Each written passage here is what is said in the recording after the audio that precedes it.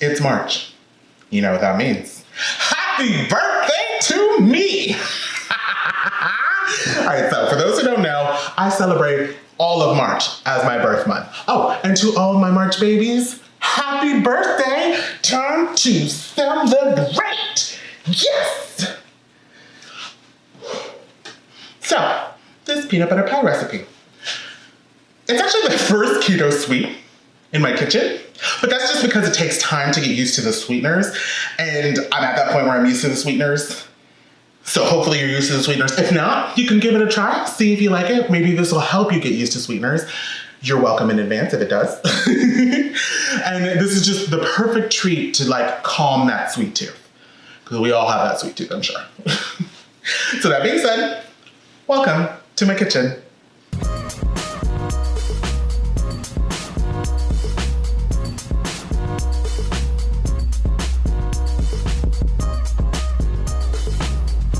So, before we begin, one major note is the peanut butter. Now, we can't just walk up to the store and grab any old jar of peanut butter and we're good.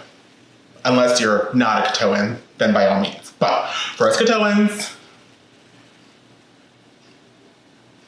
okay. Now, what we're looking for is natural peanut butter. That means it's just grind up peanuts with almost no sugars and especially no added sugars. So what you want to do is look at the label, make sure there's no sugars added, make sure there's as little sugar, natural sugars as possible, and then you're good. So that being said, let's do this. All right, so we're going to start with the chocolate almond crust. So in a food processor, we're going to add 1.5 cups of almond flour, 1/3 cup of cocoa powder, and 1/2 cup of sweetener, and I'm using stevia. Now we're just gonna give this a few pulses until it's well combined. You just want to be careful because you do not want to end up with almond butter. So just a few pulses till it's well combined. And then to this, we're going to add 5 tablespoons of melted butter, and we're gonna pulse that until it's all come together and it's nice and crumbly. Now you don't have to do this in a food processor. You can also just mix these by hand. So we're going to press these into a springform pan, 9 inches.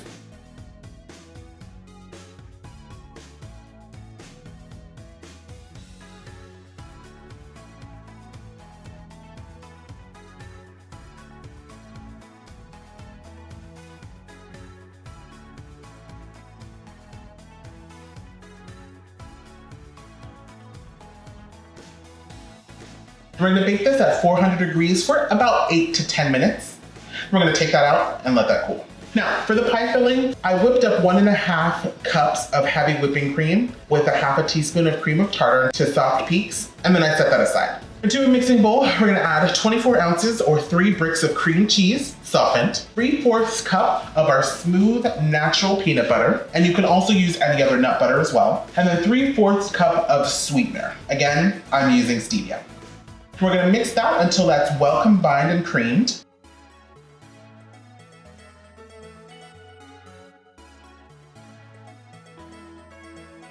Perfect. Now to this, we're gonna add our whipping cream and we're just going to get that a good mix until it's all well combined.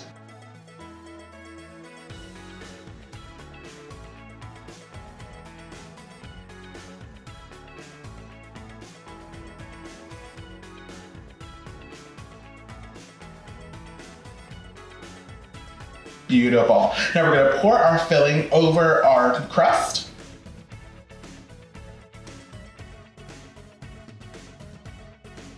And just try to smooth that out as best as possible.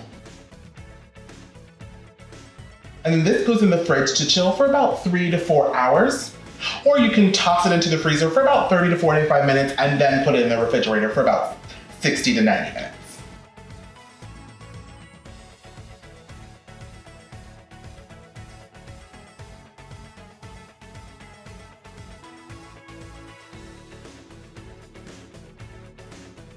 And then you can top this how you like. You can dust it with some cocoa powder, or you can add some crushed peanuts, or both. What I'm going to do is I'm going to use some Lily's baking chocolates to make ganache. I'm going to pour that over the top.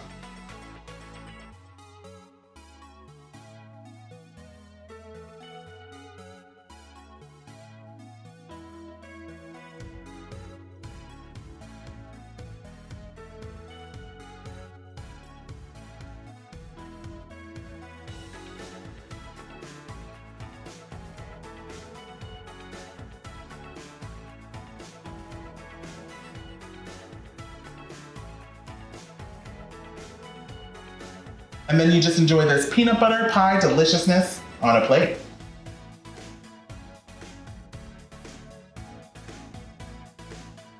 I hope you get inspiration from my kitchen. Like and subscribe to come back for more. And comment below if you're definitely gonna give this keto peanut butter pie a try because deliciousness, period.